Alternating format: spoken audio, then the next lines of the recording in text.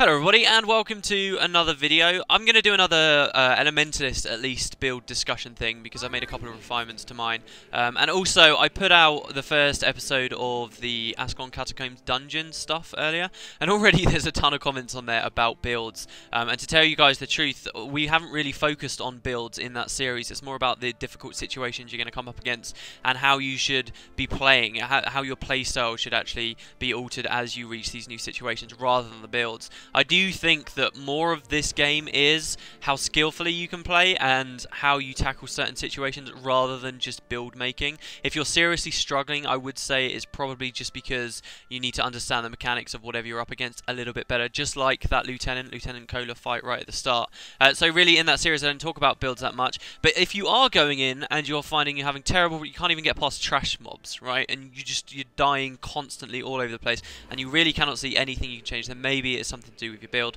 Obviously I've only mostly played Elementalist, so I can't offer that much advice for other characters, and I certainly wouldn't offer advice on team compositions. I would never want to suggest, oh, you have to have 2 Guardians, as you'll see we've got in a couple of those situations. I don't believe that only certain compositions can get through those, and I think from what I've seen so far, there are a lot of varieties of teams that can get through the dungeons. It just depends on how you're speccing to meet each situation. So you can't have 5 super glass cannon elementalists try and do the dungeon. You simply cannot. But if you have some elementalists running a bit more defensively, some running a little bit more support oriented, or some slightly more control oriented, I do think it's very possible. And in fact, well, as I've refined my own build, I've come up with something that's quite defensive too. It's reasonably similar to what I was talking about before in that other video, but now I feel like I've done a fair bit better at refining it, and I think I've got it to about where I want it to be.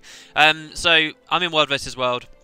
I've been having a lot of success in World vs. World, I've got to say. I've been having a lot of situations where I can take out 2 people on my own. I've been having a lot of situations where I can do big nukes and big bursts of damage. I do think as the Elementalist, as I've mentioned before, you can't always have the same weapon set. This weapon set I've got here, dagger, and I'll be talking about the dagger versus other weapon sets in a bit. But I don't think you should ever expect on any of your classes to just be able to have one set of weapons and one setup that will see you through all types of content in this game. I don't think it will work at all. Hold on, let me go invisible.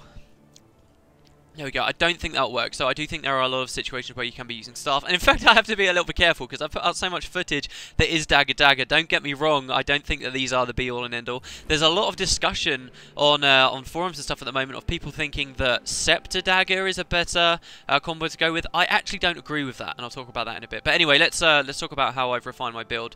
I have managed to complete. Now, my original advice was if you're going to do any kind of end game stuff, go staff, because you are too squishy as an elementalist to really be any use up front. However, now that I am 80 and I've got everything set up as I like, I have been able to, not explorable, but I have been able to complete many of the story mode dungeons without any real problems. In particular, when I went back to Catacombs yesterday with this setup, it felt like a completely different game. It was very, very easy to deal with everything. I never even got downed. I never went downed once. I didn't have to rally at all. I spent the entire time in melee combat and I was totally fine. And that was with this setup, which I'll show you now. So it's kind of similar to what I had before. For the purposes of World vs. World, I love Signet of Earth just because you get a lot of control. So there are certain things you can do. Let's just go straight through the traits. You'll find my trait set up reasonably similar to what I talked about before.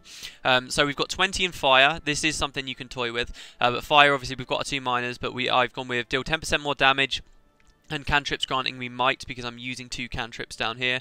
Very nice for the might stacking. I've stuck in air magic with the auras grant fury and swiftness because daggers give you the most auras in the game, which I'll show you in a minute. Actually, I've learnt a few new things about that. Here in earth magic, again, I've got protection more off of the auras. Protection is a 33 or 30%. I think it's 33. 33% damage reduction. It's the equivalent of a hell of a lot of armor. It's an incredible boon. You'll find most sources of it in the game, they run out rather quickly, but with this setup, we'll be getting protection just all over the place, which is very, very handy. Further, we've got cantrips granting me regeneration and vigor. I'm still kind of going with the boon juggling setup here. And then, of course, the very useful stuff in Arcana. The boons are lasting longer, the attunement recharges are chopped down.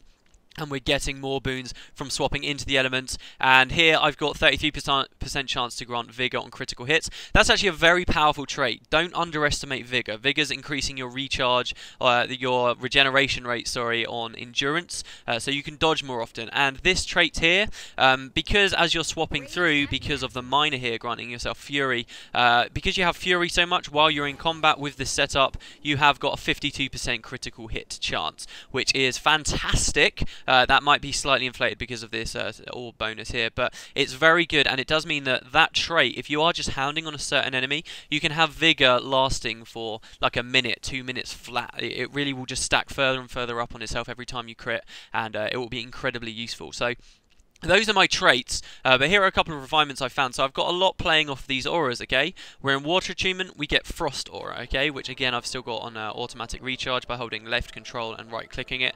And this is going to be granting us, obviously, the Frost Aura itself, which will chill people when they hit us. It will be granting us Swiftness, and it will be granting us Protection as well as Fury, okay? Every single aura I activate will be giving me Swiftness, Fury, and Protection. All three of those from every aura. Now, we've got one, as you know, from going offhand dagger in water. We also get one from going main hand dagger in lightning. Two auras on this weapon set. There is another weapon set you can do that will give you 2 auras, and for a long time I thought that's all you could really get. The fire aura is only accessible on the focus, which is skill 5 on a focus. However, do it through through combinations through your fields, you can actually grant it to yourself anyway. Lay down a fire field, swap into earth, and use skill 3. You will power your way through, and we'll get a fire, or we'll get the fire shield. So this aura is still on this build, and we get all of the boons associated with it. Further than this, also, so now we have 3 auras on the dagger setup, which immediately, through using 2 daggers, gives you more auras than any other setup in the game. So doing these aura-oriented traits is straight away far more useful in this setup than it is anywhere else. However, something else you can do, this might take a while, and I apologise for this because we do have a fair bit of defence. If we let this mower kill us, as long as we're not invulnerable. Why were we invulnerable there? That's kind of odd. Why are we invulnerable? Oh, we're invulnerable because we're at the Citadel. Duh. Okay, hold on. Let me run out of the Citadel so that we can actually get damaged. And I'll meet back up with you guys when I found something that wants to kill me. And wants to eat my brains. You can just see how low the damage is. Hold on, I'm going to have to find something better. Maybe we should go to the Centaurs. Alright, come on Centaurs, hit me. Right, so now watch my boons very carefully as my health is depleting. Aside from the auras that's going up there, maybe I'll swap into fire so that doesn't confuse things. Watch these boons. So I just got protection there out of nowhere, which I'll describe in a second. But keep watching them, keep watching them, keep watching them. There we go. So I just got the final aura. I just got a magnetic aura for hitting a certain threshold of health. Now why is that? Why did I get the protection out of nowhere? Why have I got all of these things on me without me even doing anything necessarily in combat? Well, that is thanks to my runes. Now this means, as I'll show you once all these guys are dead, this does mean that now I have access to every single aura in the game on this one setup, which is bloody awesome. All the elemental auras, and it just gives you an incredible amount of defense. Magnetic aura if you're unaware. So lightning aura will stun people that attack you. The attack will still connect, but it will stun people that attack you. Frost Aura will chill people that attack you. Fire Aura will burn people near you. And Fire Aura, again, we're getting through using skill 4 on Fire, and then comboing through it with skill 3 on Earth, as you can see there. And we've got all of our stuff up here. So that will burn people that are near me, or burn people that hit me. And then further, we've got a Magnetic Aura, which if you've been playing a lot of Staff Elementalists, which I think most Elementalists really start with and settle on using the Staff, that is your skill 3 on Earth achievement. That reflects projectiles that hit you. Where am I getting it from? This is my armor set here. This is the equipment that I've gone with. I am all kind of maxed out at this point. I've gone with Runes of the Earth. These are useful in many, many ways. First of all, it's a ton of toughness. If you're going to be going with daggers, okay, you need to be able to compensate for the fact you're in melee range, and your armor itself doesn't have as much as it could have. You need to be getting that defense in there somewhere. So these are very defensive runes. The runes are very defensive, but the armor they're actually on is Berserker armor. So I'm keeping my power, my precision, my condition damage, I'm keeping that all up there, but I'm still compensating for my defenses. I would describe my gear at the moment as a setup that's about 50-50. For as much offense I've built into my gear, I've put just as much defense in there too. It might even be more defensively loaded. We'll have a look in a minute anyway. But So I've gone with Berserker stuff along with Runes of the Earth. So this could be more defensive in theory. I could have gone with more defensive armor in the first place. But the Runes of Earth, they're giving us tons of toughness, which we need. It's also increasing the protection duration I'm getting, and that will trigger on any way I'm getting protection. Whether it's me rolling into Earth and getting protection, whether it's me rolling into Lightning and triggering the aura and getting protection, whether it's water and getting protection, whether it's any of the other methods of getting protection, it's all being extended here. So it's lasting for a very long time. You can almost say it will be up the entire way through the fight. Don't forget about a cantrip over here, Armor of the Earth as well, which has given us even more protection as well as stability, which is very useful. And as an Elementalist, really, this is your only viable way of getting stability, in my opinion. Because if you're going to be going all the way into Earth, which will give you stability there as well, you may as well go for a different trait.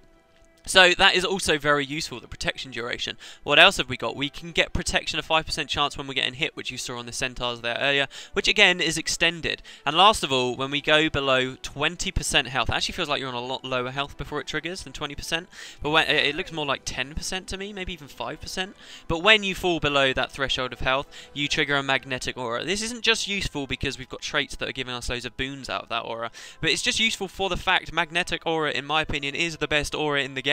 Magnetic aura will reflect projectiles people have thrown at you. So a lot of situations here in World vs. World, you can get caught by a huge mob of people, but as soon as you hit that threshold of health, you give yourself a magnetic aura. You can ride the lightning away. If you've still got your cantrip off of cooldown, you can run here. And now you're so far away, they're not going to be able to hit you unless they're using range, which they can be. But what have you got? You've got a magnetic aura too. Tons of defense, tons of protection.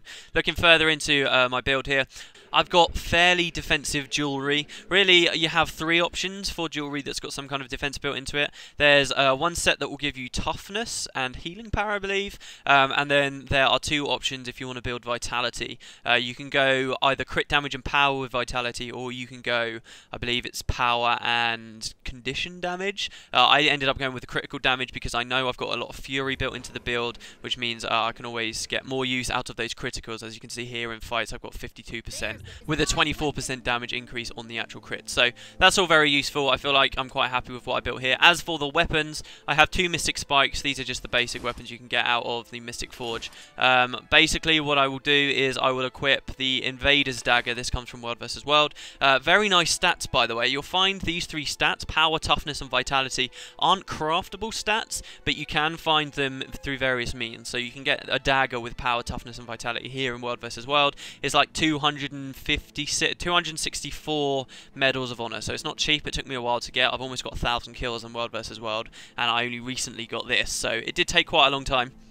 But they're very useful stats. Eventually, I'd quite like to have all of these, just because it's so much defense, and the power stat is quite high. As you can see here, if I didn't have the orb bonus, I'd be on a flat 2,000 power. Obviously, we discussed before in a previous video that I did, I get a ton of might in the fights as well. I get around 20 stacks of might, which puts that closer to 3,000 than anything else, and it puts my attack damage closer to 4,000 than anything else. So, what basically I've done here, it's kind of the same thing as before. I've compensated for any weaknesses I might have in my build through boons and through not being scared to go all eggs in one basket. I think it is very tempting to go with the Runes of Balthazar or just ridiculous power stuff, full power jewelry, but you do get diminishing returns. I could be at much higher power at this point, but even if I was 1,000 power higher than what I am in combat right now, it doesn't necessarily mean that I'll be doing a quarter more damage. It really doesn't. You do start to get diminishing returns, and I don't think that's the best way to build your character.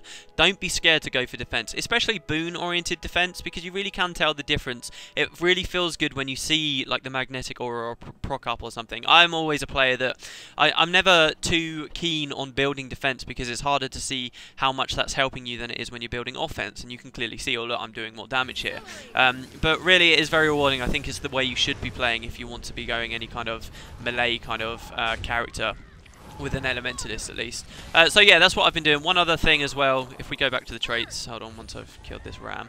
If we go back to the traits, we can see here that there is something I've been toying with. I've gone 20 into fire. The plus 100 power you get from this really isn't amazing. Honestly, it's not the greatest thing in the world. Don't be scared to not go into power at all. There is a fairly support-if build that you can try, and indeed I did try on daggers. As you now know, we get 4 auras using dual daggers if you've set yourself up correctly. The final, one of my favourite traits really in water is auras are applied to nearby allies. So, and with those auras, say we've got this trait here, which is auras grant fury and swiftness. The fury and swiftness also goes across to allies. So if you were to use this and trait yourself correctly, which I have been playing with, you can, when I say roll into lightning achievement, everybody gets this. Everybody gets protection, everybody gets fury, everybody gets swiftness, and everyone gets the aura. They all get it, everyone that's near you, which is a really exciting concept, and it works with water too.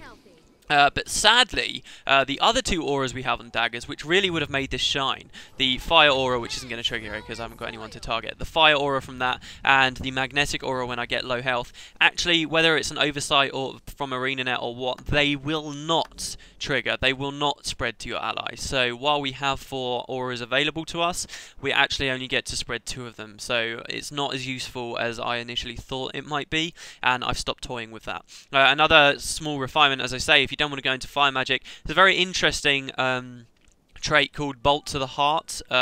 Sorry, not Bolt to... Yeah, Bolt to the Heart's a good one as well. When people are low, you're doing a lot more damage. There's another nice one. It could be in the final air. I believe it's in the final tier of air. Yeah, 20% more damage to knock down and stun foes. If you were to go fully into air here instead of these 20 up here in fire, you can take advantage of Bolt to the Heart, which is going to be pumping out way more damage than normal. 20% is not to be sniffed at. And also grounded, if you spec into this, if you want a lot more damage, grounded as well, because of the fact we're doing daggers. What exactly is our intro here? As you can probably tell, we're coming in, we're updrafting there on the floor, and now our biggest hits, they're all with fire, they're on the floor, so that would be far more damage I'm doing at that point. And also, obviously, you can stunlock people, which is something I'm about to start talking about. Then they're on the floor as well after your fire combo. Obviously, during Churning Earth, they won't be on the floor, but if you can work that out some way. It's certainly a lot more damage. You do have a fair bit of knockdown on dual daggers compared to other Elementalist builds, which do have their sources, but really, this is the best way you're going to be taking advantage of that trait too. So that might be a nice idea as well. The plus 20, the 2 sources of plus 20% damage, or was this even 25?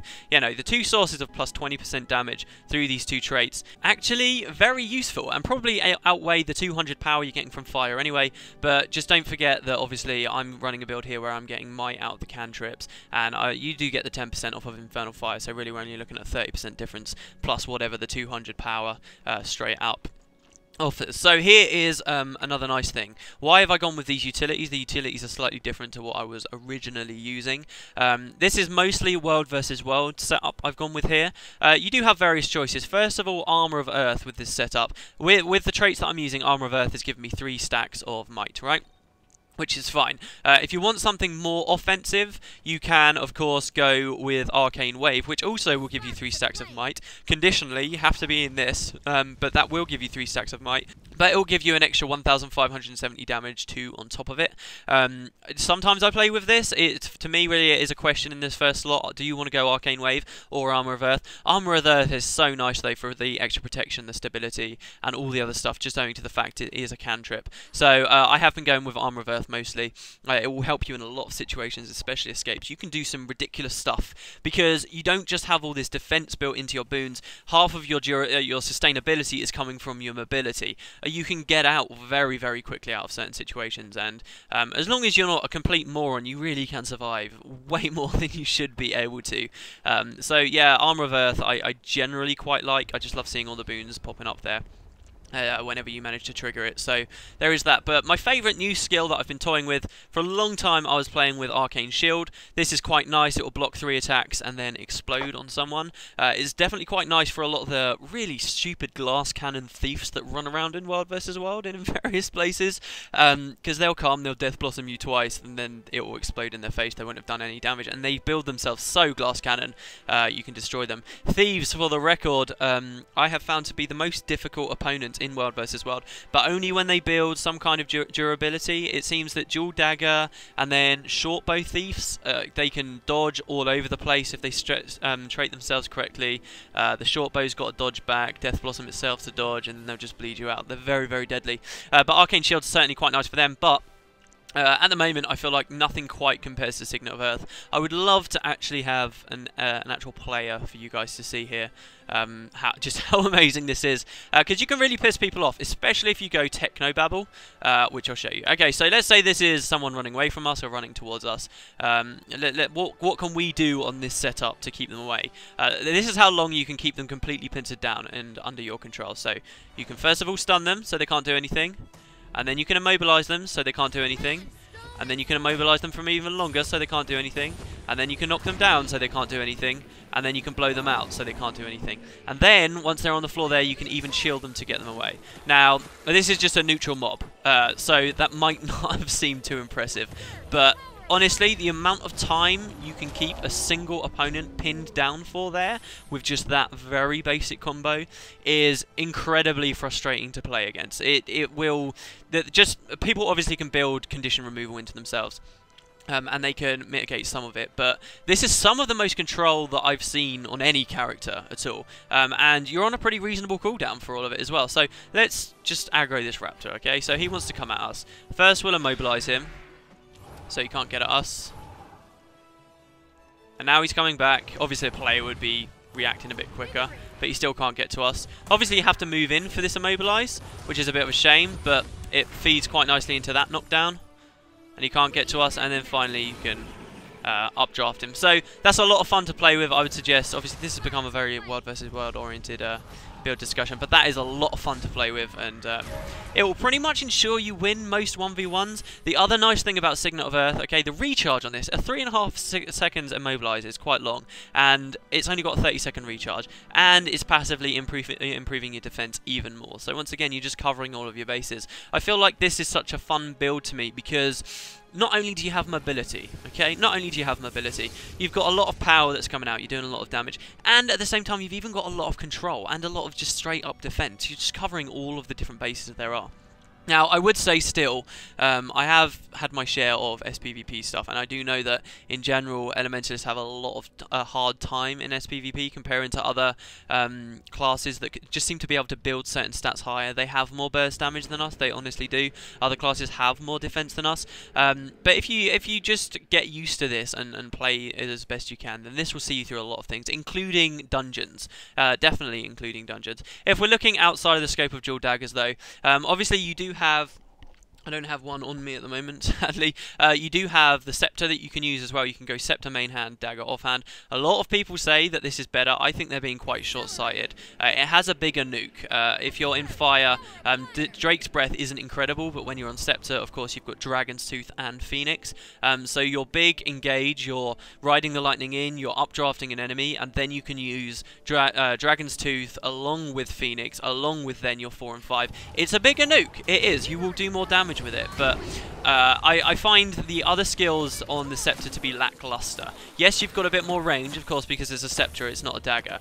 Lightning attunement in particular on the Scepter is reasonably nice because you've got the big, long... Like, just your skill 1 is quite nice for constant harass, but... it doesn't feel particularly effective or damaging. The blind on Q is rather nice, and in fact, if you learn to use that at the right time, so say for example, if I'm using Churning Earth and I want to hit you, because like for example, with the other nice thing about Signet of Earth, sorry, is you get so many other opportunities to knock a Churning Earth on people, because even if he wants to run around now, don't forget that he's crippled inside the Churning Earth there, which just makes his life so much harder, any enemy you're coming up against. But actually, if you're wielding a Scepter, you can on Q trigger a quick blind. If you see someone doing a Churning Earth, that's a very easy way to shut an Elementalist down. That's a lot of damage that they get out of Churning Earth, and that's quite nice on the Scepter. But in general, especially for Earth, I just cannot stand the Scepter abilities on Earth. I just don't think they're very good at all. And Water is pretty lackluster too. The AoEs just don't really feel like they're worth it, and they're not exactly useful.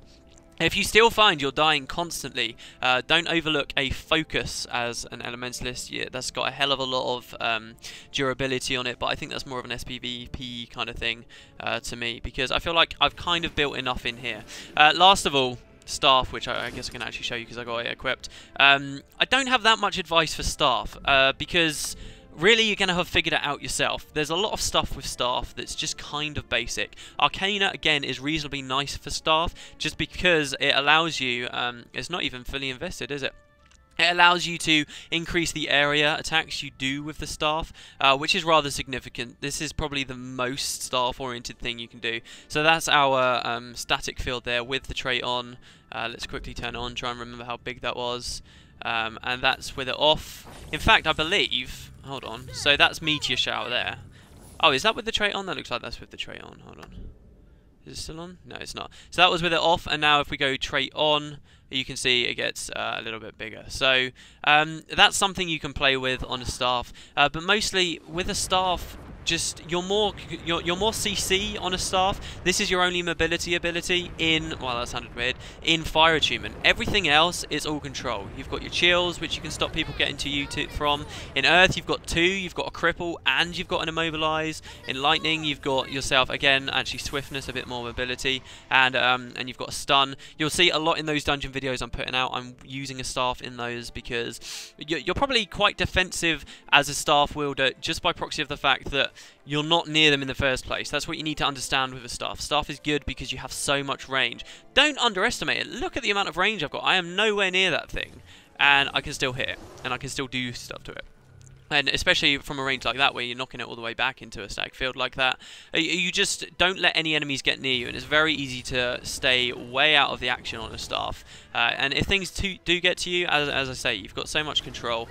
Certain boss fights, as you've already seen with the Lieutenant Cola, is very useful to go with...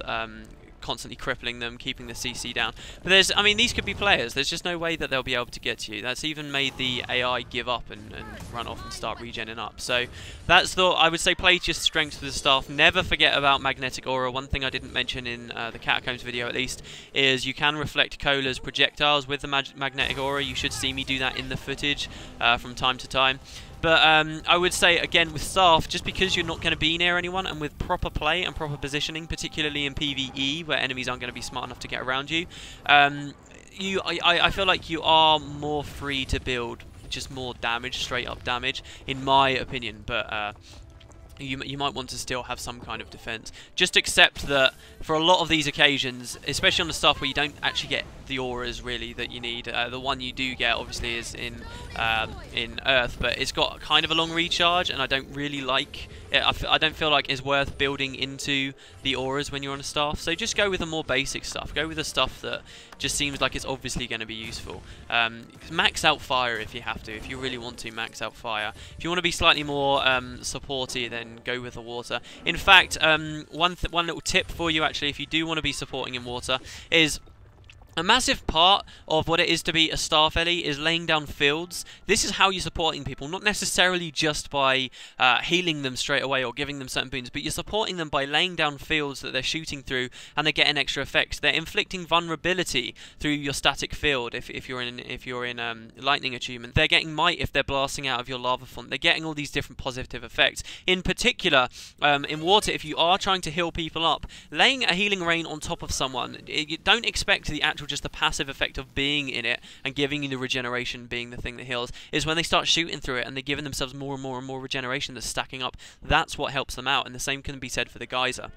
One other thing to consider from all of these is Earth is your friend. If you want to do damage primarily on a staff, if that's your main prerogative, fire isn't necessarily your best choice.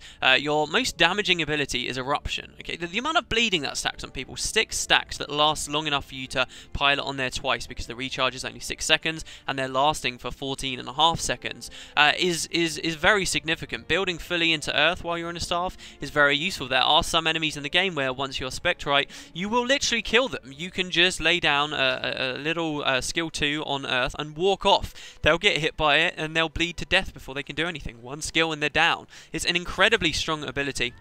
I'm not spec'd for condition at the moment, so you won't see it to its fullest of extent, but these things will die very quickly, and I feel like that's very useful, especially because of its AoE component when you're in dungeons, to be going with condition damage rather than power if you're building a staff. I definitely would say that. But here's the other thing. that you'll want to be bearing in mind if you're supporting people on the staff. My final tip, I suppose, for staffs, and maybe we can look at some utilities that would be useful for a staff. The other thing is skill 2 isn't just useful for doing damage to people, it's also very useful. Hold on, let me just break aggro on this guy. It's also very useful for comboing out of your fields. As I say, staff is mostly useful for the fact you have fields all over the place, and this will help you a lot. So here's basically your combo that you're going to want to do. Start off in Earth attunement, and you get to pick what do you want to do. Do you want to go into lightning, do you want to go into fire, or do you want to go into water? All of these different elements have got fields that your skill 2 can play out of, because what is your skill 2? It's a blast. It's the same as arcane wave, okay? So if you do decide, okay, I want to lay down, I want to give myself might, okay, so what you have to do is lay down skill 2 before it explodes, go into fire, and then lay the lava font on top of it. You've just given yourself area might, arcane wave again. Oh look, I have 7 stacks of might out of nowhere. Don't forget about that. You can combo out of yourself, and you can do this from a range towards a pack of enemies where you have allies that are stood in the middle. You can do that, and then you'll be giving them positive effects, particularly for healing. People might think, oh, I'm just laying down water fields on people to help people out. That's how I'm supporting them. Well, don't forget, once again, if you do this, if you lay that down and then the geyser on top of it, you're giving area healing out of that, and the area healing is just a flat packet of damage that goes out to everyone. It's more heals, it's more ways that you can help your team. So that is also a very useful thing you should be doing on staff. For the dungeons, you will see, as my utilities go, I tend to, obviously because you're not close, I feel like you can kind of build yourself from the back a bit more. Glyph of Storms is very nice for getting that extra bit of damage out there.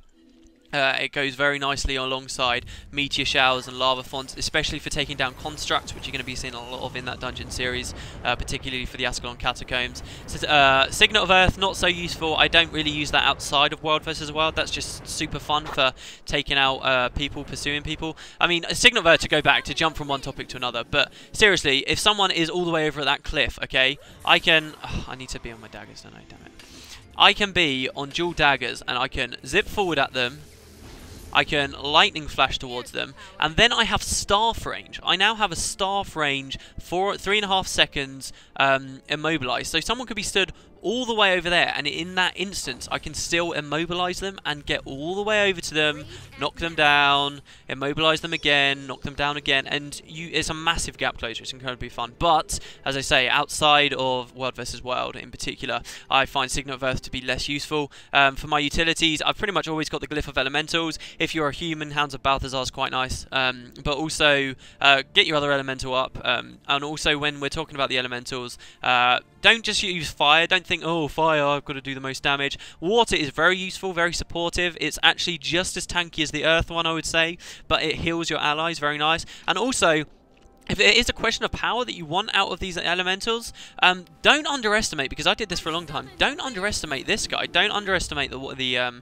air attunement. This thing does rapid attacks. It stuns people, which again is more CC, might I add, if again in World vs. World, if you want to keep people locked down. It stuns people, it gives people swiftness, and that multi-hit attack might not seem too impressive. It might seem like the benefits of this particular summon come from the swiftness and the stuns, but the multi-hit attack, it really will pepper people down and do a fair bit of damage to them. So don't sniff at this. This is a good one as well. Earth is kind of underwhelming. If you do want something that's just straight up quite tanky, I would say that Earth is more tanky and better at taking aggro than water, but the added benefits of the water elementals healing people probably outweighs it in my opinion. So yeah, in dungeons pretty much I just go with the 2 summons, a Glyph of Storms, which helps out. Glyph of Storms, by the way, is most effective in Earth attunement. This glyph will do AoE damage, and the effects of that damage, you'll get an added effect with it depending on what achievement you're in. Earth is best. If you didn't think what I've been doing is tanky enough, you can go Glyph of Storms and again still be getting more damage once these elementals die. They should die soon enough. But you can see these guys are hitting me, but if you lay down a Glyph of Storms in Earth, they are blind. This is an AoE blind that keeps refreshing on people. They will not kill you. You can jump into massive mobs of enemies, and if you've got the damage to take them out before your AoE field runs out, you're pretty much, and I hate to put it this way, but you're pretty much invincible. They can't do any damage to you. They will just keep being blinded, and they might the odd attack might hit every now and then, but the payoffs from that blind far outweigh any of the payoffs you get from being in any other achievement before casting that. So that's the Glyph of Storms. What else was I using in the dungeon? I can't quite remember. It was something. We'll have a quick look in a sec, as soon as I get away from this guy. See, I mean, they just have no chance of getting to you. He's chilled, slowly walking into an AoE stun. It's just, he's not going to get you. He is still coming though. Let's just finish him off. The final utility, I believe, will be as soon as I'm out of combat. There we go. What was I using for my other one? Arcane Blast is okay. I used that a lot at the start, but I mean, it's a nice flat packet of damage on a reasonable cooldown, but I feel like it needs to be a slightly shorter cooldown for that to be worth it for most situations. Glyph of Renewal is quite nice. But that only works on downed people, not defeated people. So don't go nuts with that. That support build I was talking about before, actually with the auras, is nice for this. Because you can use that, which will give people an effect when they're res. And also you get another trait in water that means when you revive people, you give an aura to them straight away. So it's just more auras. You can get people up on max health and with like 6-7 effects on them instantly, which can be handy. It's basically like the Rebirth of Guild Wars 2 as well. If you're in Lightning Achievement and you resurrect someone, they'll be teleported to your location, which is quite nice. On Glyph of Renewal, that is, sorry. But the other nice one, really, for dungeons, I'd say, can be Arcane Shield, just that extra little bit of defense. If you're not building yourself defensively, Arcane Shield is a better thing to go for than Armor of Earth. If you put all of your equipment as a glass cannon, for example, Armor of Earth, the protection it's given you, isn't going to be enough to help you survive. While this Arcane Shield will remove all damage that comes from the sources because it's blocked, right? And you only get 3 blocks, so it won't last as long as Armor of Earth. But if that's your only source of defense, it's not going to be sufficient, while this probably will to get you out of clutch situations. Plus the little explosion's nice, so that's a nice one too. But in general, yeah, just stand the hell back and use your staff in the most basic of ways. That's all really I've got to say about the staff. I will give more thoughts on the Focus and Scepter when I've used them a bit more myself. Honestly though, I find that the Focus, I can see its applications and I can see how useful it is, because it is seriously defensive, but it strikes me that that's much more of an SPVP thing than World vs World or general PvE stuff. So anyway, there you go. That's another build discussion for me, from my end as an Elementalist. You'll be seeing me doing all these kinds of things in the dungeon. Keep moving. I'll mention that a lot in the dungeon series. And yeah, really, that's kind of my favourite setup at the moment. It's still dagger, and I've been having a hell of a lot of fun with it. I really have, especially now that I've got these runes that feed into everything so nicely. Every aura in the game on this setup is brilliant. I will be putting out some World vs World videos at some point, so you'll be able to see how effective I am with this build. But anyway, there you go, guys. This is probably the last Elementalist build video I'm going to do until I'm much more comfortable with the Scepter and the Focus. I hope I've had something extra to share with you. And happy hunting. I guess I'll see you next time or later. Good luck.